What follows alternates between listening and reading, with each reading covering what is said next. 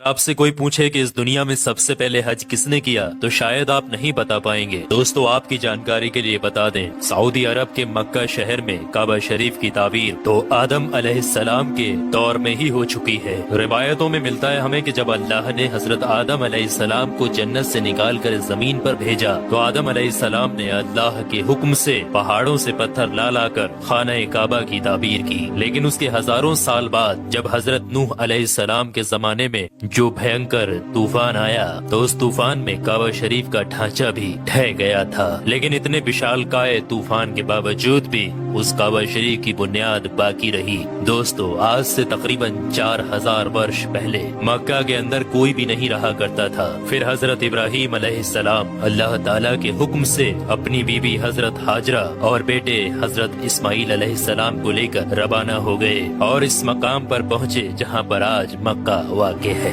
اس دور میں وہاں پر نہ کوئی عمارت تھی، نہ پانی، اور نہ ہی یہاں پر کوئی رہا کرتا تھا۔ درختوں کے نام پر صرف ببول وغیرہ کی جھاڑیاں ہوا کرتی تھی۔ حضرت ابراہیم علیہ السلام نے بیوی اور بچوں دونوں کو یہاں بیٹھا دیا، تھوڑا سا پانی اور کھجوروں کو بھی پاس میں رکھ دیا، اور پھر آپ علیہ السلام شام کی طرف چلے گئے۔ حضرت ابراہیم علیہ السلام دوسری بار جب مکہ شریف آئے تو قیام نہ کیا، لیکن جب تیسری بار تشریف لائے تو حضرت اسماعیل علیہ السلام سے فرمایا کہ بیٹا اللہ تعالیٰ نے مجھے ایک حکم دیا ہے۔ تو حضرت اسماعیل علیہ السلام نے کہا تو اطاعت کیجیے۔ تو حضرت ابراہیم علیہ السلام نے کہا کہ اللہ تعالیٰ نے مجھے حکم دیا ہے کہ یہاں پر ایک گھر بناؤ۔ گھر کی تعمیر شروع ہو گئی۔ حضرت اسماعیل علیہ السلام پتھر لاتے جاتے اور حضرت ابراہیم علیہ السلام بناتے جاتے تھے۔ جب تعمیر ذرا بلند ہو گئی تو حضرت اسماعیل علیہ السلام ایک پتھر کو اٹھا کر لائے جو کہ حضرت ابراہیم علیہ السلام اس پر کھڑے ہو کر تعمیر کر رہے تھے۔ یہی مقام ابراہیم بھی ہے۔ یہ باپ بیٹے دیوار کو اٹھاتے جاتے تھے اور دعا کرتے جاتے تھے، اے پروردگار ہم سے قبول فرما، تو سننے اور جاننے والا ہے۔ انہوں نے گھر کی تعمیر نہ مٹی سے کی اور نہ چونے سے، بس پتھر کے اوپر پتھر رکھتے چلے گئے، اور نہ ہی چھت بنائی اور نہ کوئی اس کا دروازہ۔ اور پھر بعد میں الگ الگ زمانے میں پھر بیت اللہ کی تعمیر ہوئی، قریش نے بھی تعمیر کی اور ان کے بعد بھی ہوئی۔ کہتے ہیں کہ اس وقت اسماعیل علیہ السلام کی عمر 20 برس تھی۔ حضرت ابراہیم علیہ السلام نے بیت اللہ کے پہلو میں بکریوں کا ایک باڑا بھی بنا دیا تھا اور اس کے اوپر پہلو کی چھت ڈال دی تھی۔ پہلے بیت اللہ کی جگہ پر ایک سرخ رنگ کا ٹیلا تھا، اکثر سیلاب اسے ادھر ادھر سے کاٹتا رہتا تھا۔ جب حضرت ابراہیم علیہ السلام تعمیر کعبہ سے فارغ ہوئے تو حضرت اسماعیل علیہ السلام سے ایک ایسا پتھر لانے کے لیے کہا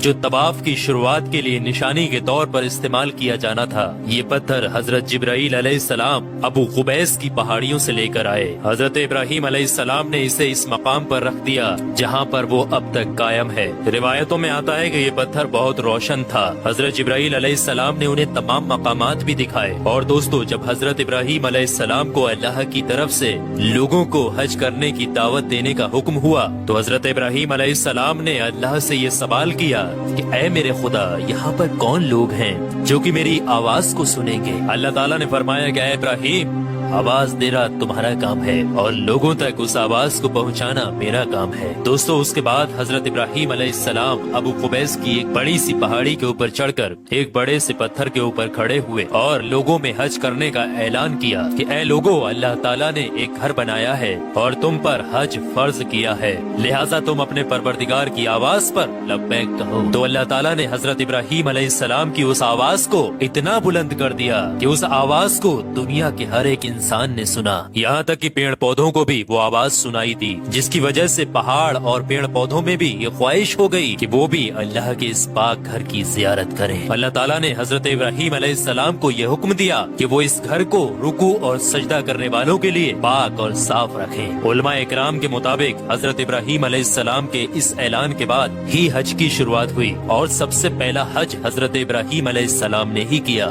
روایات کے مطابق رسول اللہ صلی اللہ تعالی علیہ وآلہ وسلم نے فرمایا کہ اللہ کے اس گھر پر اللہ کی رات دن 120 رحمتیں نازل ہوتی ہیں، 60 رحمتیں طواف کرنے والوں کے لیے، 40 نمازیوں کے لیے اور 20 اللہ کے گھر کو دیکھنے والوں کے لیے۔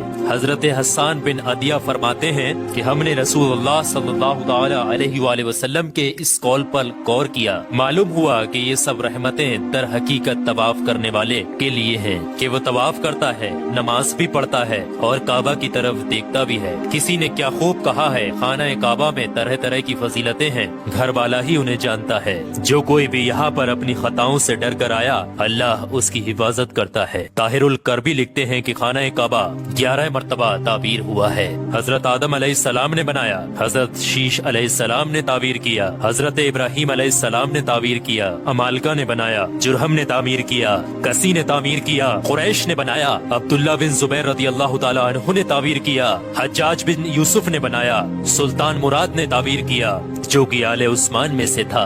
دوستو آپ کو بتا دیں، جو کعبہ شریف کی تعبیر کے لیے حلال مال اکٹھا کیا گیا تھا وہ کافی نہیں تھا، اس لیے 6 ہاتھ ایک بالست جگہ کم کر دی گئی تھی اور ایک چھوٹی سی گول دیوار بنا دی تھی تاکہ لوگ اس کے باہر طواف کریں۔ کعبہ کے اندر انہوں نے 2 صفوں میں 6 ستور رکھے تھے جس کے اوپر چھت تھی۔ اس سے پہلے کعبہ شریف کے اوپر چھت موجود نہیں تھی، دروازہ ایک رکھا تھا، چھت کی بلندی 18 ہاتھ تھی۔ حضرت زبیر رضی اللہ تعالی عنہ نے کعبہ شریف کی چھت کی بلندی 27 ہاتھ رکھی تاکہ عرش کے مناسب ہو جائے۔ ایک دروازہ داخلے کے لیے اور ایک باہر جانے کے لیے بنایا، دونوں دروازے سطح زمین کے برابر تھے۔ دوستو آپ کو بتا دیں، جس دن کعبہ شریف کی تعمیر مکمل ہوئی وہ دن بہت عجیب تھا۔ اس دن بہت سارے غلام آزاد کیے گئے اور بہت سی بکریاں ذبح کی گئیں۔ تو دوستو اب آپ لوگوں کو سمجھ میں آ گیا ہوگا کہ کعبہ شریف کی تعمیر کس کس طریقے سے کس کس وقت میں کس کس نے کی اور سب سے پہلا حج کس نے ادا کیا۔ تو کعبہ شریف سے جڑے ہوئے کچھ